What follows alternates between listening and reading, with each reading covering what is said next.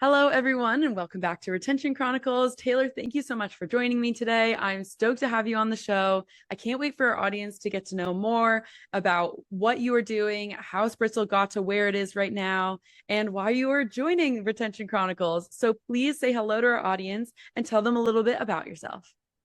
Hello, thank you for that nice intro. My name is Taylor Walker, and I am the co-founder of Spritzal Cookie Company. We're a mother-daughter baking duo with a overall brand recipe based on my great-grandmother's Christmas cookies. So 11 years ago, started the business, farmers market, and now we're scaled up to mass distribution retail, which is crazy, and then e-com side too.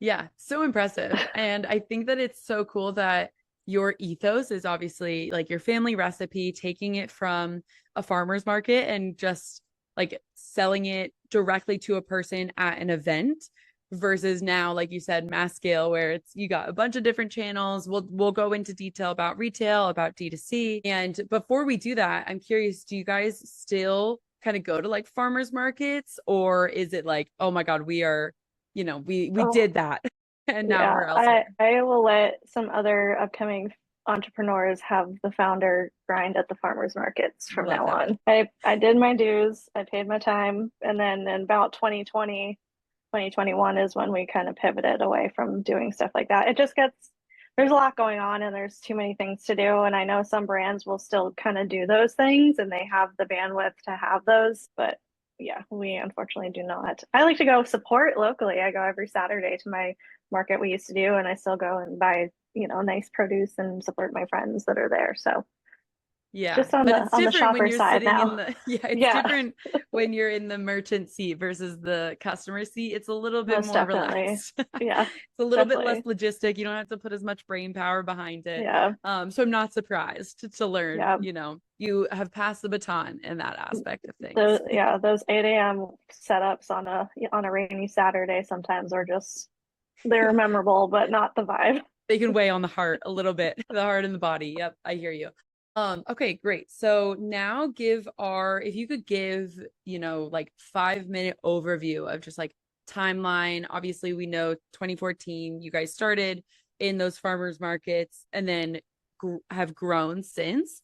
Can you give our guests, no, our listeners, there we go, a little bit of background around like these were the kind of choices you were making. This was the decision that led to, okay, this is the right time for us to kind of step away from farmers markets and go more into retail and D2C.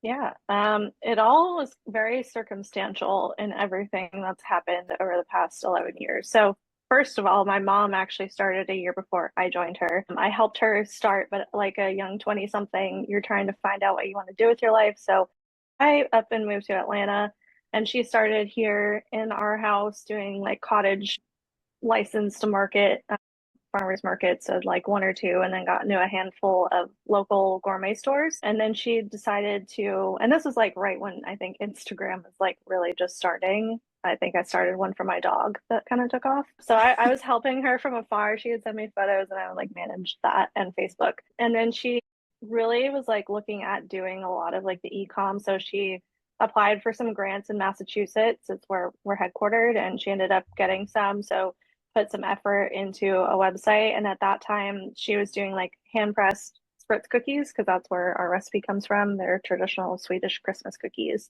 And then she was dabbling in some more of like the gourmet, like upscale. We had like 12 flavors, and she decided to keep going on that route and got into some other larger markets in Boston called SOA, which is like a big weekly Saturday farmers market, and then got discovered by the Whole Foods forager. So that was pretty cool. And she ended up moving to a shared kitchen in Boston to continue baking. And she had like once a week. And by that point, I had had enough of Atlanta. So I called her crying and I was like, can I come As home? what I think I was 25. Yep. So I lasted a year there. It wasn't made some great friends and people, but like just realized I like the sales side, but not IT. I was like, maybe, cookies and marketing would be more fun. So yeah, packed up the car, trekked home, and kind of helped develop the continuation of our website and like do what we did all the baking. At that point, my dad built out a commercial kitchen, which is now still my office. We've since disbanded that and really focused on like growing into some of the Whole Foods. And that was back when I'd have to go like knock on every bakery buyer door in Whole Foods area. So just like focusing on the few that we could handle and then still building up our e-com side. So, you know, we'd have a cookie of the month club that we started and people would find the subscription and I'd be pushing that at the farmers market, being like, hey, subscribe here. And I had like the whole, you know, cute little, what do they call it? Packaging like boxes like ribbon tape and it was a lot. It was Yeah. shredded Yeah. paper Yeah. everywhere on the office floor trying to do that. So then we decided to like scale it back, like just really focus in on a few SKUs instead of 12 because we were finding as much as we wanted to build that up back then, still there wasn't really a lot of like paid social. So it was really hard to drive like e-com traffic unless you had really good SEOs. And we were not on Shopify at that time. We were on another, I think, like Wix platform. So that was just like all code and not easy to deal with.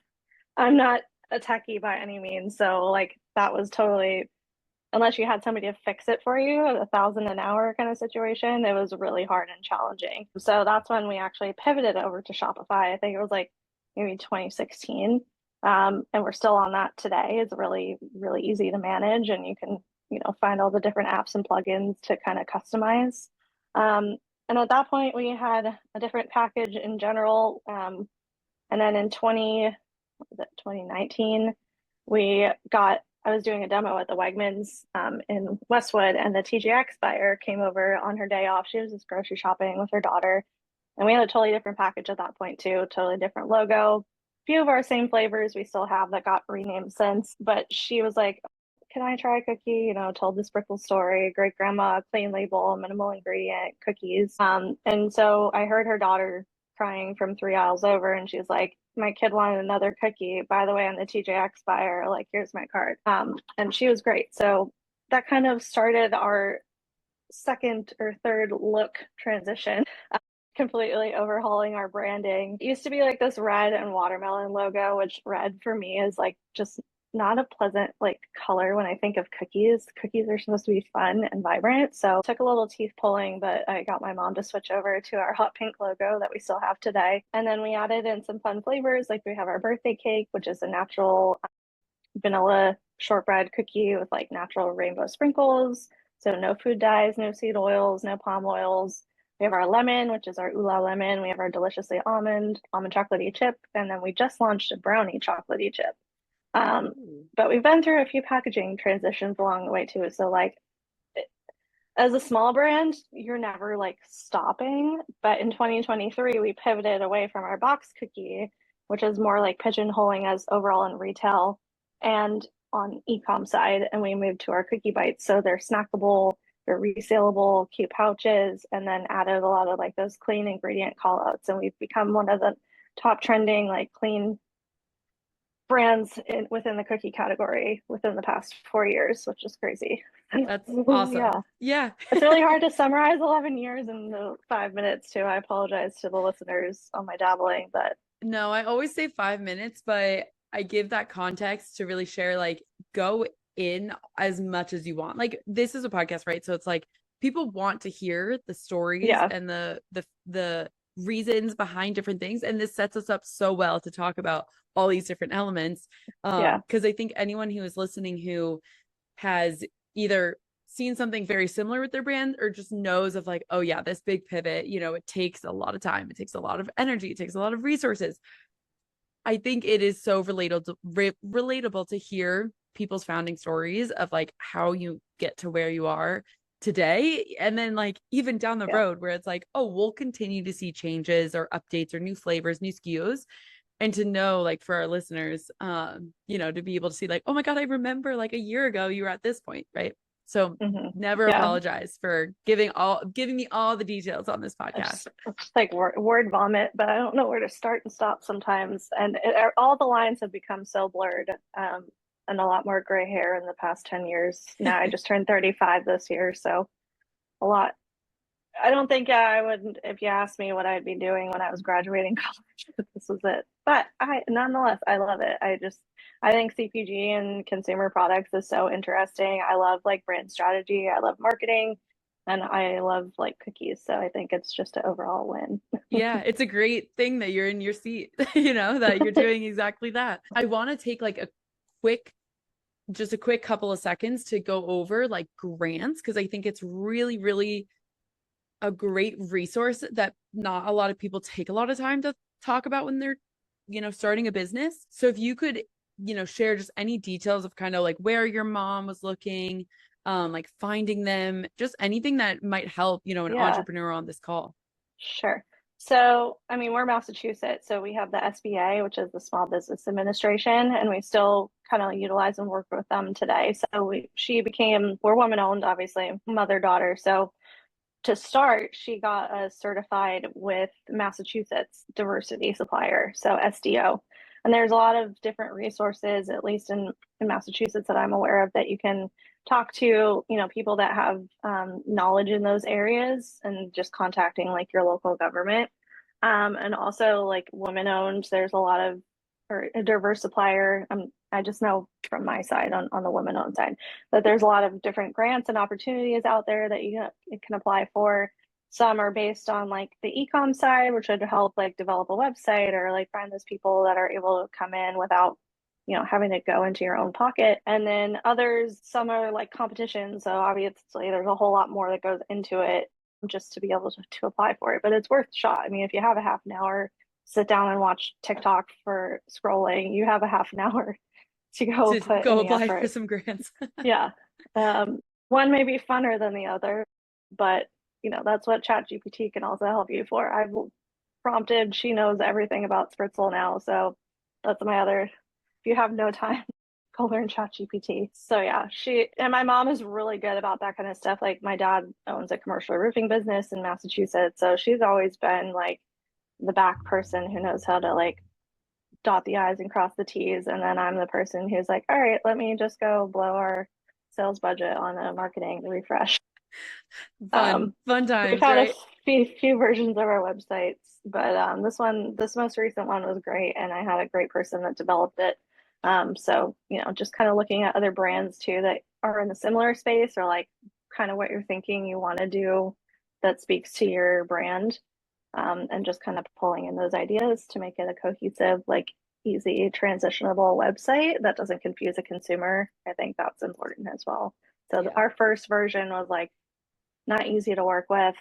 Again, that was not Shopify. So I find Shopify is like so easy. If I can go in and fix a code, anybody can. I relate to that. Yeah. I'm not like the most technical person either. And so if you can have, yeah, a site that is super, super easy to navigate, Yeah. it really does help. Just the speed and the efficiency. And even, Shopify has now their sidekick. And Hmm. so being able to, ask a question and get a pretty accurate answer, honestly, for how you update something, if it's, within a special section of your settings or your theme or whatever it is. I'm a big proponent of Shopify, and I think there's a lot of reasons why a lot of Yeah. brands are too. So I want to go into also making the pivot to lesser SKUs because I think this is something that'll blend in nicely to talking about customer acquisition because I think it can be really the narrative around, like obviously our brains think that the more options you have, the more customer acquisition there will be. If like, Hmm. okay, you can kind of have 12 in your case SKUs, and theoretically that should capture people's attention more because there's more flavors, people have their preferences, yada yada yada. So I can imagine from a customer acquisition point and customer retention point of reducing the amount of SKUs would have been a scary decision to make of like, okay, Hmm. let's pull it back in. And then really, I think you had three at the time because you just launched a new one, but really hone in on these specific flavors first Yeah. and then maybe pick up the wheel, later on. Yeah. So back then, I mean, it really came down to if an order came in for like a cherry chocolate chip that we had, and it was like three. I'd have to stop my day, go over. We would pre-produce like dough pucks. We had a formatic machine in our manufacturing commercial kitchen that we had. And so it was more time efficient to like make a batch, they were frozen. So like you can kind of similar to take and bake situation. And that just helped on that side. But it would be really like stuff would get stuck in the back of the freezer. Like you'd forget about it. You didn't do like the last in, last out. And it just became so much because we always had the markets going on. And then retailers, we were only offering like 4 or 5 flavors just to keep it easy on our side. So that just became too much like at that point. And then as we've grown into what we are now, we have a manufacturing partner who does all of our drop shipping.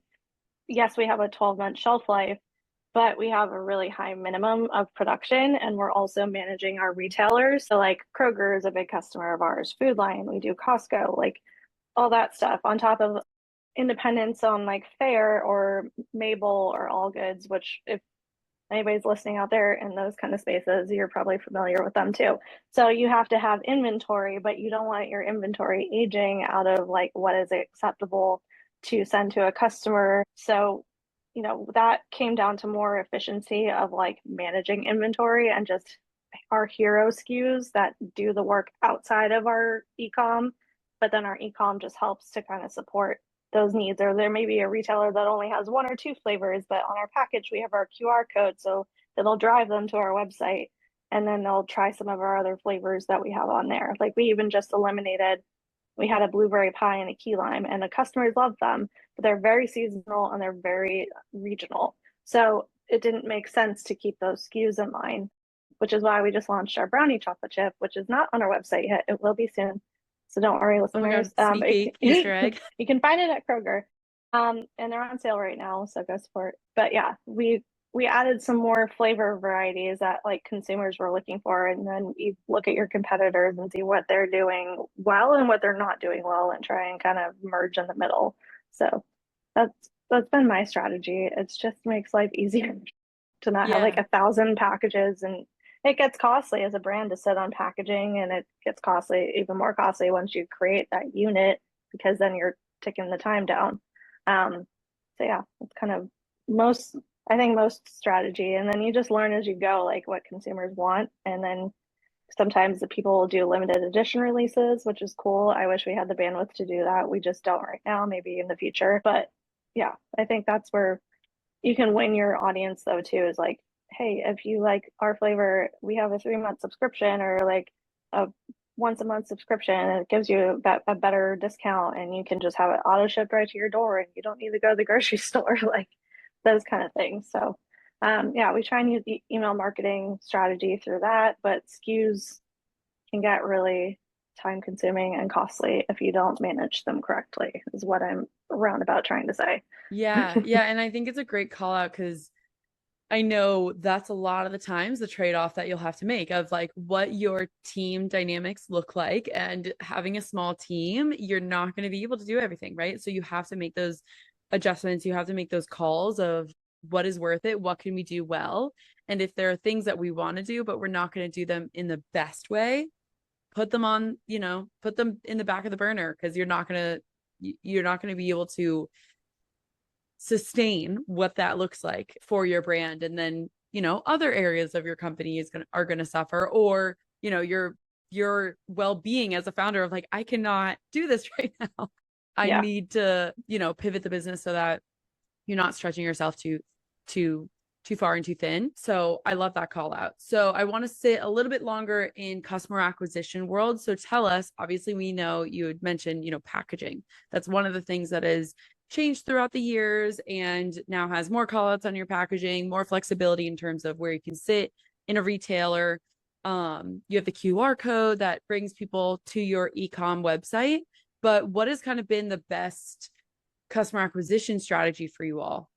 Yeah. I think it varies differently between if you're talking about a retailer acquisition, because that's something that's you invest money in upfront, but it's not always tangible until like a few weeks later, or you get those lovely bill backs from the retailer, which you have to account for that trade spend. Like, like you're gonna work with this retailer and they require that much trade spend. So you build it into your unit cost, and that's cost metrics for that side. But then when it comes to e-commerce, obviously margins, you can buffer a little bit more, but you still want it to be a consumer being like, oh, this is only this much like on here. And if I get three of these or six of these, then it's a little bit more of a discount. So looking at other brands from my side was how I kind of mirror some of those acquisitions. Obviously, some of these brands that most people see on TikTok or Instagram are all VC funded too. So like they have pockets of money that they're able to just kind of throw at it.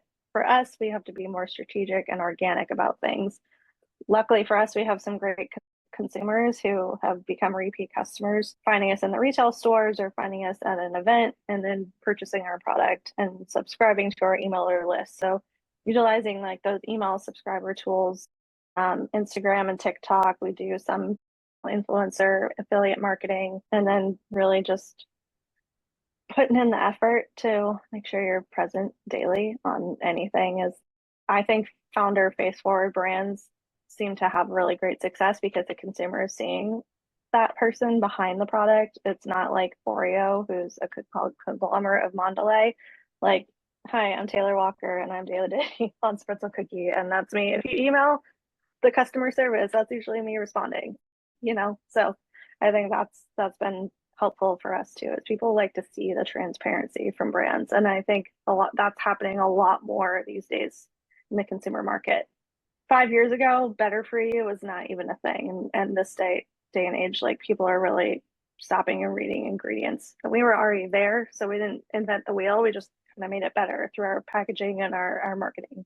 Yeah. Yeah, I think it's a really good call out of being founder facing and education, like having consumers knowing that the trend is people are more educated about, like you said, ingredients, and just making it easier and more front of mind or front of packaging for your brand, because yeah, people are looking for it. And so it's like, how can you make sure that you're there and showing up? And I also agree. I think with the brands that I follow and the brands that I meet, it is, I don't know the actual percentage, but I know it's the majority of brands who are like founder facing, willing to put in the work, willing to put themselves out there.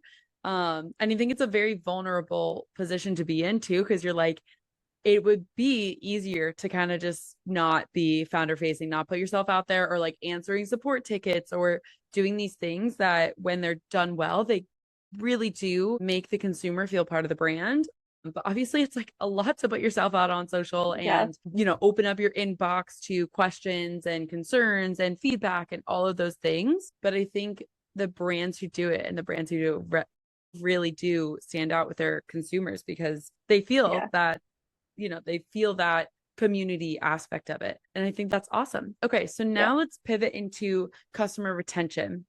So obviously with something that is consumable, you have a little bit of customer retention baked into the product and just the, you know, the industry that you're in. Tell me a little bit about how you go about retaining customers. What are you kind of doing to stay top of mind? How does that differ, retail versus DTC? That's a great question, and I wish I knew the answer half the time. That's a good answer too. I feel like I'm just every day I'm learning, I'm winging it. And like we said before, with like being forward facing and having that situation, being able to turn somebody's bad experience into a good experience and then them becoming a monthly customer because they were like, wow, it's not just some like ticket answerer on another portion of the world like being contracted out. It's the founder that's emailing me and asking me what the problem is. I think that's been helpful. I've turned a lot of frowns upside down and then they leave like a nice 5-star review. So, and then just knowing like people get bombarded daily every day on TikTok, on Instagram. It's like everything's become shoppable, and sometimes that can be annoying to the consumer. I know it becomes annoying to me. So I try to take that and like melt it down a little bit. I'm not in your face about it, but consumers, if they like the product and they want to support something, that's amazing. So that's kind of my strategy on that side. I know there's people that like are marketing gurus, and I love marketing. I don't have the time all the time to deal with it. So I try and, you know, do like once a month, like email blast, keep people up to date on where the products are in stores. You know, we have Q4 coming up. So of course I already have all that like auto emailed strategy out there, but I'm not going to be annoying. Okay, everybody, we're not going to be bombarding your inbox like Black Friday every hour on the hour, like I do see in my inbox. we don't want ourselves going to junk mail. So trying to not be annoying or spammy, I think is super helpful as a brand. And then like sometimes I'll just go pop into a store, like if we're in TJ Maxx right now, and I walked into my local TJ's the other day and I bought like 5 bags of cookies and I just walked around the store. I was like, hey, they're fully sealed. This is not weird. This is me. This is my product. If you like it, try it, tell your friends. And my face is on the back of the bag, and people are like, oh my God, is that really you? I'm like, yep, it sure is. Yeah, that is really me. Yeah. So That's I a really think like, cool idea. I really like that, yeah, Taylor. Yeah. yeah. I've done that a few times, like when we're with, if we're trying to drive trial, this is pivoting away from ecom, but if we're trying to drive trial in retailers because you have to hit a movement per week in stores, and it's really hard as a small brand to do that. So like we'll partner on our socials like with other brands that are in the store or like are targeting those same consumers in the same region. Like we'll do like $100 three winners get $100 Kroger gift card along with like whatever prize pack those people sell in there and we sell in there. So we're driving trial that way and retaining customers that way. And then, we'll blast it on our emails and get subscribers and try and do fun giveaways too on Instagram and TikTok. Like we like to do stuff like that. Like I think that's the fun part, and it's what makes it more like organic and social too. Like it's not just another name on the shelf. It just Yeah. humanizes things a little bit more. Yeah, I hear you. I totally agree. I think giveaways and fun things on social are really what pulls people in, especially when you are a small business and you can do stuff like that, right? Like, I think there's a lot more Mm-hmm. flexibility when it's you behind the steering wheel and you're like, you know what? I'm going to go to TJ Maxx today and I'm going to walk around and I'm going to go talk to people and give them samples and, kind of tell them a little bit more about that, like put in that work. Whereas you're not going to be able to do that where if you're at a larger brand or even a conglomerate where there's just going to be more red tape. And this is a little teaser. I haven't even actually announced it on the podcast, but it fits so well that I'm working on my own brand as well in the apparel Yeah, space. Um, yeah, that's awesome. so thanks. And I'm building it out, right? Like, so it's been really fun to sit in the brand side of things and like get my own Shopify store up and running and be able to be like, okay, what do I want to do? Like, what do I want to see as a consumer? And giveaways is one of the best, most valuable thing I feel like you can do for someone, especially when you're just starting out, because it's like, I know that this is a new product, right? Like you don't have the thousands of reviews, you don't have the UGC, you don't have other people's opinions on it yet. And Mm-hmm. so I found like social media, that is the one thing that is like really, really like people are like, oh my God, I love this. I'm so intrigued coming back and playing. And I feel like that is exactly tied to what you were saying about like giveaways and free product samples. I even saw on LinkedIn, like this one founder posted like a message that they got about from, I don't know if it was a customer or someone just randomly of like, hey, I have my bachelorette coming up. Like, would you be willing to give free product? And the post on LinkedIn from the founder kind of was popping off. Like people had a bunch of opinions about like, yes, do free product. Don't do free product. And I feel like you can do things. Sure, you have to obviously look at the financial side of things, right? Like you have to be Yeah, smart, yeah, especially for like not being VC backed. But if you can do those things, even just on some cadence, I do feel like it comes back in rewards that you won't be able to measure in that moment when you're making that decision, but just further down the line of like, oh yeah, this customer went that you met in TJ Maxx went and told all their friends, and then now they're trying them, and then now they're more loyal. They're going to come and shop with you again because of their experience. So I feel like that's really, I love when I hear brands who are leading the customer retention side of things of like, in customer acquisition, but leading with, okay, let us bring you in the best ways we can and then go from there. yeah, yeah. I think, like you said, with like the giveaways, we get DMs all the time, especially like if you boost a post or something, like you're trying to boost it, and then your algorithm pops off. And as a small brand, it can get really costly. Like we're not able to send 1,000 packages because shipping is expensive, and then we're giving away product and the corrugate that goes with it. Like there's so many that we'll do a month. So I did like a fun little thing. I got like a bunch of bachelorette things, and we're probably going to do round two shortly. But we did like a bachelorette, like of the DMs of the story, and like let our audience vote on who is the best option. So the women That one this time is a group of nurses. That's a sister's bachelorette, and they're doing like a spa weekend. So they'll have a nice little snack. And then we do affiliate marketing. So like you can sign up.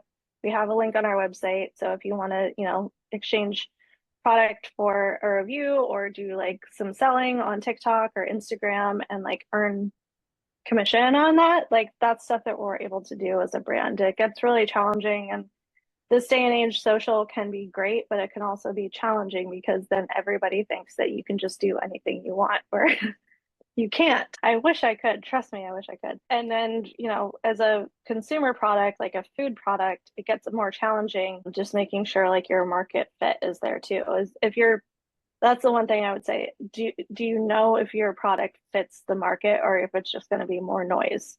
And do you have the mental capacity to go put in the effort that it takes to get to where you need to be? Because I'm still not even where I want to be, and it took 10 years to get here. So nothing happens overnight. No success story is overnight. You have to have that kind of grit and that entrepreneurial mindset to be like, okay, would I rather go clock in at the 9 to 5 and do this and just get a paycheck, which sometimes sounds great, but then I know me and I know I can't work for other people. So it's just knowing like your strengths, and then, making sure you have your friends and your family that support you too as an entrepreneur is so important. And your mental health and physical health, something I'm trying to take and be better at myself, because it Yeah. takes a toll on you mentally. So like knowing your boundaries, like stopping and taking a walk, or like making sure you're not overloading yourself. Like it's okay to take a day off, essentially. So Yeah. Yes.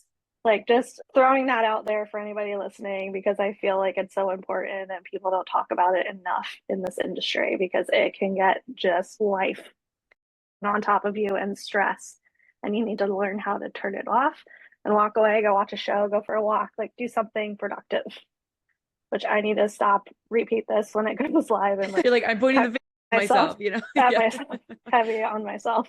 Yeah, so You're that's gonna kind go of, for a walk after this, okay, Taylor? We're gonna hold yeah, each other accountable. my dogs and I will go for a walk after this. There we go. I do feel like they are good accountability buddies of like getting outside Yeah, and going and doing things.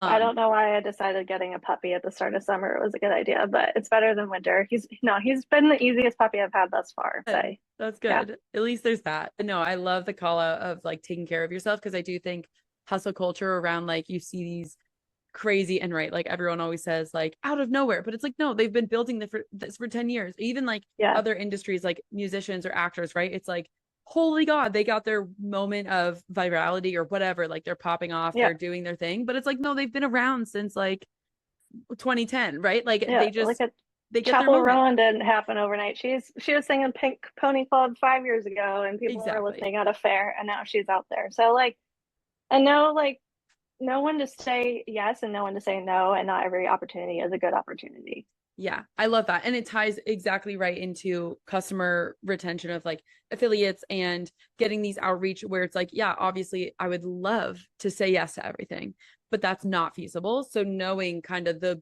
parameters around how you say no, of like, is there a product market fit? I love the example of letting your customer base or your audience vote on, which should we say yes to. And then I also think that's so helpful for transparency of like people seeing that it isn't, like the people that have a million followers who are getting the immediate yes. It's like, no, no, no, tell us our story, because that is like what we care about as a brand. So I Hmm. think the transparency there also just goes back into customer trust and how you can facilitate continuing to grow a consumer base, even if they're not customers, right? Even if they know, like, okay, I want to just be here because I like the founder, I like what they're doing, I like the brand, I like the way they go about things. I think that's really powerful, and it Yeah, feeds back into obviously founder mental health and the mental health of small businesses that are doing the things that we can do, but also knowing like this is my boundary, it's a hard boundary, I cannot do it all. yeah,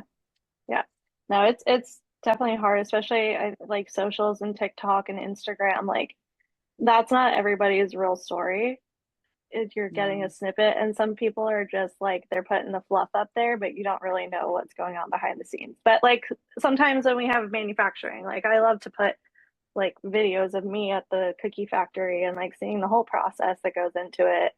I need to get better about doing stuff like that too. And like you said, it gets exhausting. I'm like, oh, I have to put makeup on today. Like, I don't want to show my. face without makeup on. Yeah, and it's Um, like people forget on the other side of their screen with social media, like it is still a person, right? Like I think it is really easy to look at someone and be like, oh my God, everything is quote unquote perfect. But no, you're seeing a snippet of 30 seconds. Like the comparison game is the thief of joy. Like I truly, truly think that the more we kind of recognize what is going on social media, like regulation follows it of like you have to say, this is an ad or sponsorship or partnership, whatever. I think that it'll follow with helping kind of regulate those yeah, standards and yeah, whatnot. Taylor, this has been so fun. Thank you yeah. so Thank much you. for making the time. Of Truly the course, highlight of my days when I get to talk to founders about just their story and their struggles and their successes. So thank you again for being here. definitely. Make sure you get me your address, and I'll get you some cookies. Okay, yum. I'll share them with all my friends. I love that. Thanks, Taylor. Until next time. Yeah, thank you.